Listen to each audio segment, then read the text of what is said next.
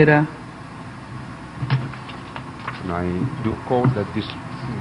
darles la bienvenida. Es esta una reunión histórica en el mundo. En nombre de la Asamblea General presidida ahora por Libia, en nombre de la Unión Africana y en nombre de 1000 reinos africanos tradicionales y en mi propio nombre, quisiera aprovechar esta oportunidad para felicitar a nuestro hijo Obama, quien por primera vez asiste a la Asamblea General en su calidad de presidente de los Estados Unidos, y los saludamos por ser el país anfitrión de esta reunión. Esta reunión ocurre en la culminación de muchos retos que enfrentamos. El mundo entero debe unirse y fusionar esfuerzos serios para derrotar esos problemas, esos desafíos que son enemigo común de todos nosotros, los desafíos del clima, de la crisis internacional, el deterioro capitalista económico y la crisis alimentaria.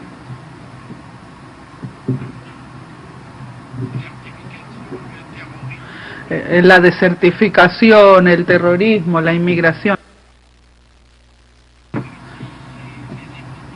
las epidemias, trátese de enfermedades creadas por el hombre, porque como ustedes saben, existen virus creados por aparatos militares y que perdieron el control de dichos virus creados en laboratorios militares.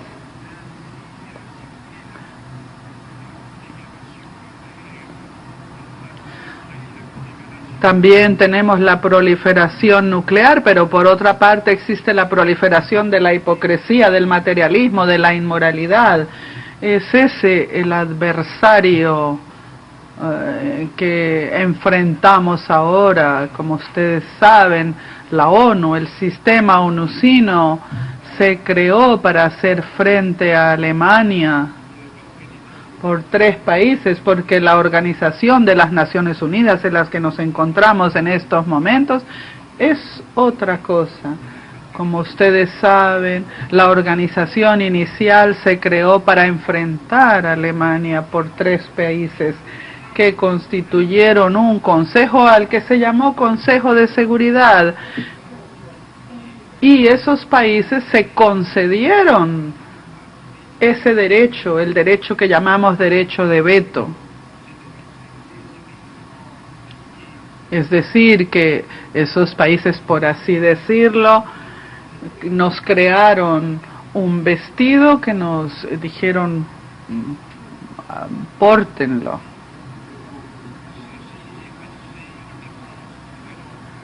Ello en ausencia de cerca de 160 naciones.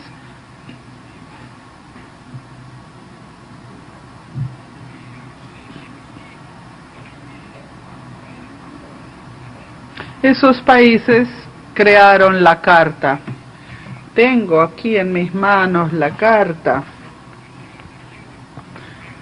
cuyo preámbulo es una cosa.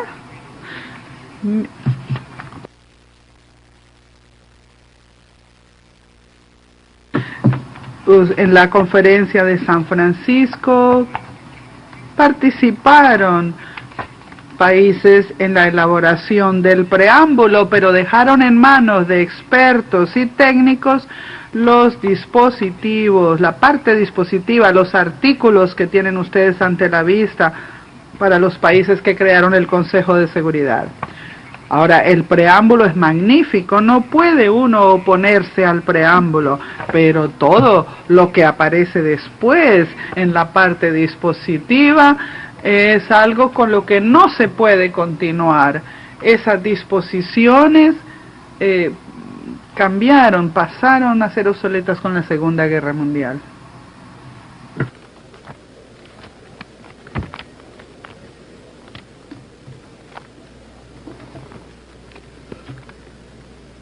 الدباجة تقول إن الأمم. Dice el preámbulo que las naciones son iguales, sean grandes o pequeñas.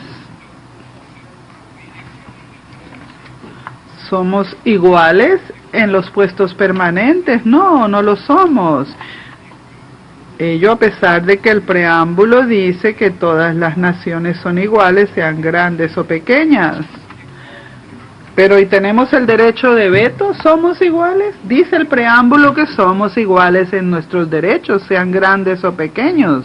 Eso fue lo que convinimos en el preámbulo, de manera que el veto es contrario a la Carta. Los estados permanentes son contrarios a la Carta. Eso no lo aceptamos, eso no lo reconocemos. Neither do we recognize it. الميثاق يقول. La Carta dice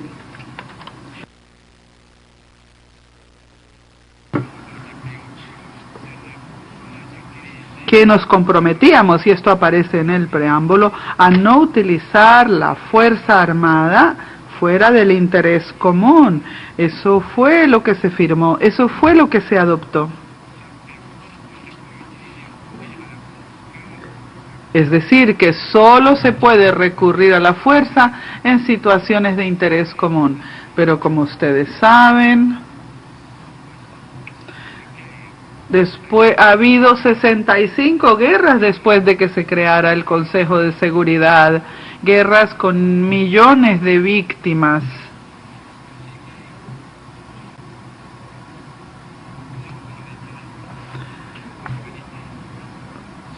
¿Redundan en el interés común de la humanidad estas guerras? No. Se han librado en aras de los intereses de un Estado, de unos pocos países. Hay que ver si estas guerras se libraron en aras del interés común. Pues he aquí una contradicción con el preámbulo de la Carta. Este es un ejemplo. Si los asuntos no se llevan a cabo de acuerdo con el texto del preámbulo, nosotros vamos a rechazarlo. Porque yo no estoy hablando de forma diplomática, yo no le tengo miedo a nadie, debo decir la realidad. No tengo por qué complacer a este o aquel. Se trata de cosas realmente muy importantes para la humanidad. Y ha habido unas 65 guerras en nombre de las Naciones Unidas.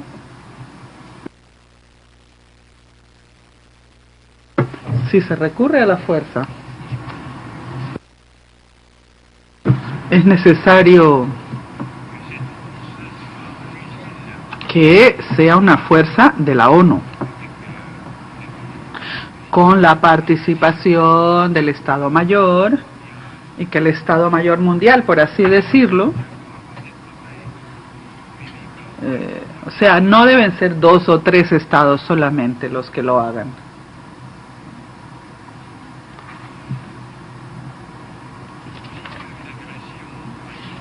Si hay agresión, por ejemplo, de un país contra otro, después del 45, es decir, después de la creación de esta organización, la organización tendría la obligación de poner fin a esa agresión.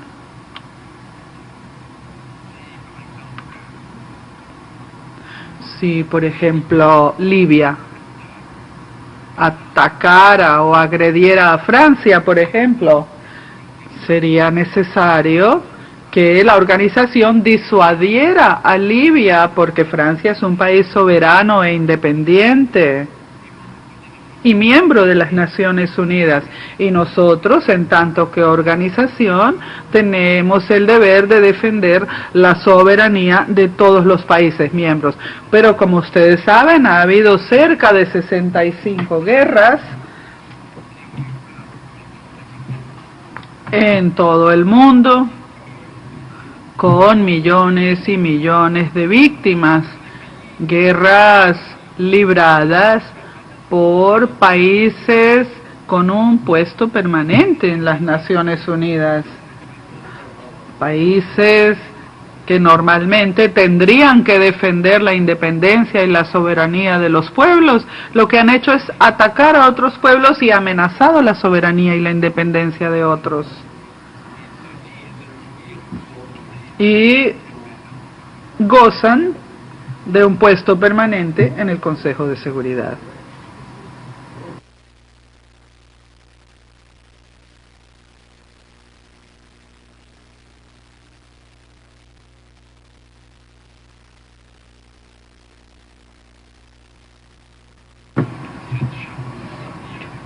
En esta carta no hay ninguna disposición que habilite a la ONU, por ejemplo, a intervenir en un país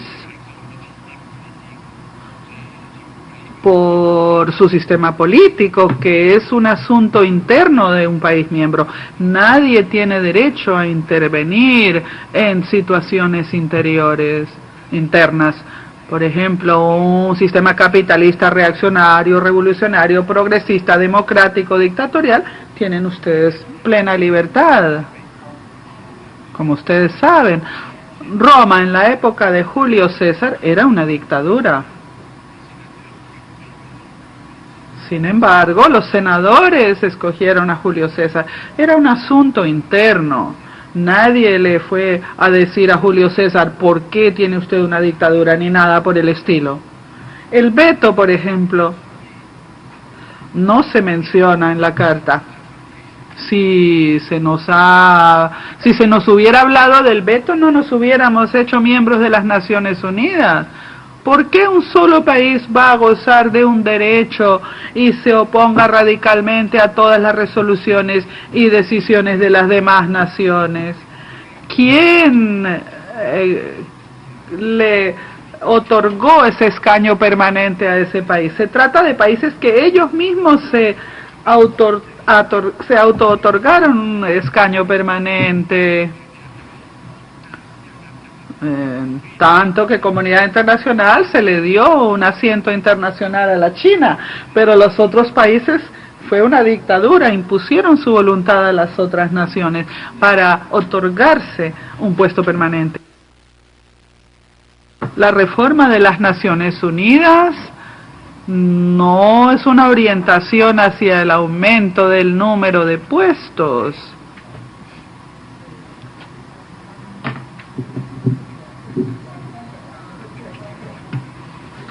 Es una expresión típica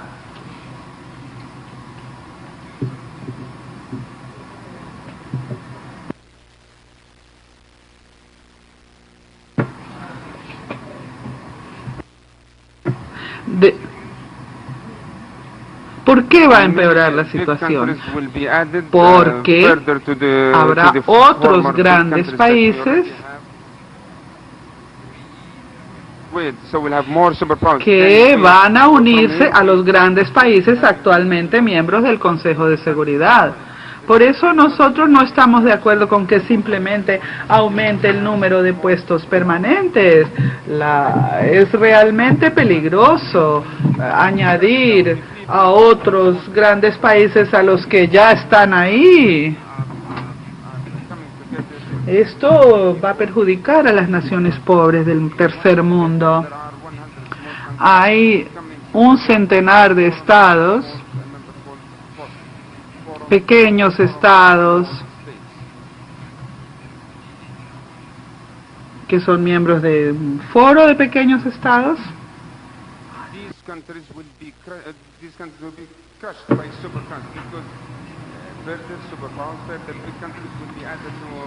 Y van a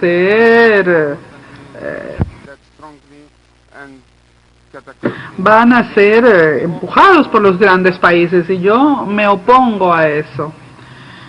y abrir la puerta simplemente a que se aumente el número de puestos del Consejo de Seguridad, y lo que se va a hacer es aumentar la injusticia, la opresión, incluso la tensión, la competencia y rivalidad entre estados por obtener puestos permanentes. Entre Italia, por ejemplo, y Alemania,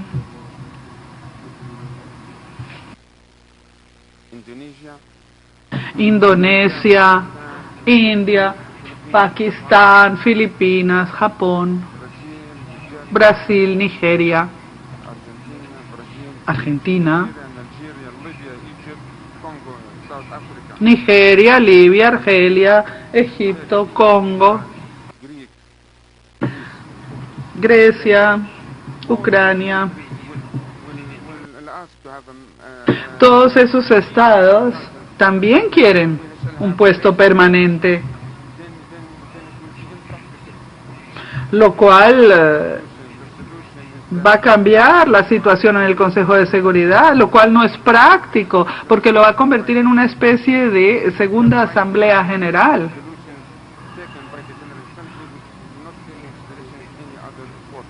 La solución es hacer de la Asamblea General el instrumento principal de las Naciones Unidas y cerrar la puerta al aumento de los puestos.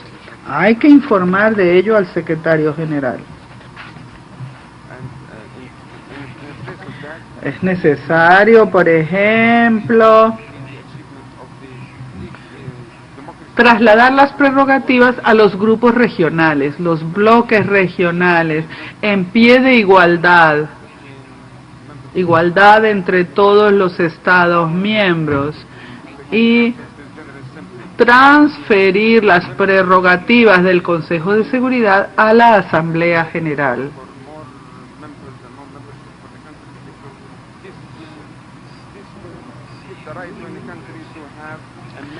Si se acepta la propuesta actual, es decir, abrir la puerta, todos los países van a pedir ser miembros.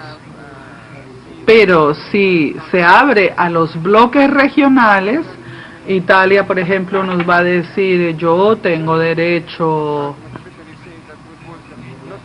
va a decir, Alemania fue derrotada, no la Alemania actual, la Alemania del pasado. Si a la India se le da un puesto permanente y se dice, India merece este puesto, Pakistán va a decirnos, no, también nosotros necesitamos ese puesto, porque también yo soy una fuerza nuclear. Si se le da al Japón, ¿por qué no a Indonesia, a Turquía, a Irán, a Ucrania? ¿Y qué le vamos a decir al Brasil, Argentina y a Libia, que desmanteló sus armas de destrucción masiva?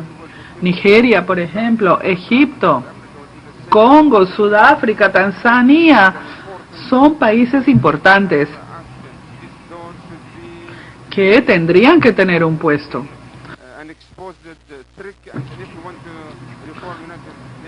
Ampliar el Consejo de Seguridad realmente es un engaño. Lo único que se va a hacer es traer a otros grandes estados para ponerlos en el Consejo junto con los otros grandes estados que ya están ahí. La solución entonces es la democracia. Sería un Congreso universal, un Congreso mundial, es decir, la Asamblea General. Habría que trasladar las atribuciones o prerrogativas del Consejo de Seguridad hacia la Asamblea General, y que ésta sea el órgano legislativo. Esa es la democracia. El Consejo de Seguridad debería depender de la Asamblea General, que es el órgano que tiene el poder legislativo del mundo. Dice aquí que la Asamblea General hace esto o aquello, pero es lo contrario. Es el Consejo de Seguridad el que tendría que hacer esto o aquello por órdenes, por así decirlo, de la Asamblea General, y no a la inversa, que el Consejo de Seguridad ordene a la Asamblea General hacer esto o aquello.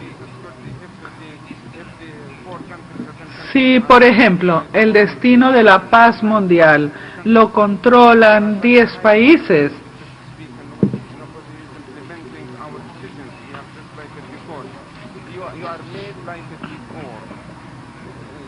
pues nos convertiríamos en una especie de Hyde Park de Londres. Estaríamos aquí como decorados simplemente.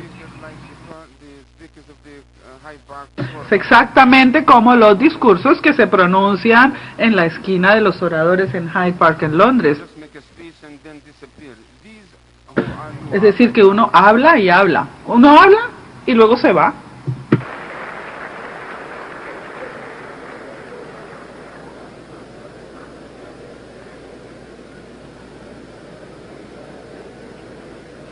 مجلس الأمن سلطة El Consejo de Seguridad es un órgano ejecutivo que depende de la Asamblea General.